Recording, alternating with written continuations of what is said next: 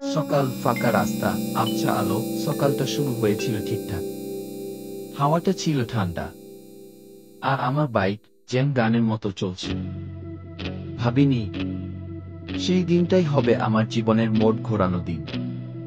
Riding, মন ভালো, কিন্তু চিন্তায় ডুবে। আমি একটু দেরি করেছিলাম ওর সাথে দেখা করতে। ও বারবার বলছিল, ধীরে চালাও, তাড়াহুড়ো করো না। কিন্তু আমি শুনিনি। বলেছিলাম, আরো 5 মিনিট, ব্যাস চলে আসবো। একটা বাঁক, হালকা বৃষ্টির রাস্তা, বিপদ। সেই বাঁকটা একটু পিছলে গিয়েছিল রাস্তাটা। বাম দিক থেকে একটা ট্রাক আসছিল। আমি ব্রেক করলাম, কিন্তু বাইক থামল না। আর ঠিক তখনই সবকিছু থেমে গেল।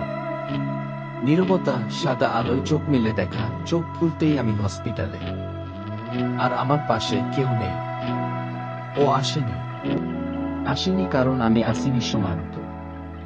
আমার গতি, আমার জেদ কেড়ে নিল সব।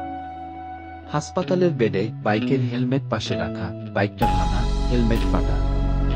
কিন্তু আমার ভেতরটা, তা তো চিরদিনের জন্য ছিন্ন ভিন্ন। এন্ডিং। ক্যামেরা জানালার বাইরে তাকিয়ে যায়। এখনো আমি রাইড করি, কিন্তু প্রতিটা বাঁকে ভয় পাই। কারণ আমি জানি, একটা ভুল রাইড, একটা ভুল মুহূর্ত পুরো জীবন পাল্টে দিতে পারে।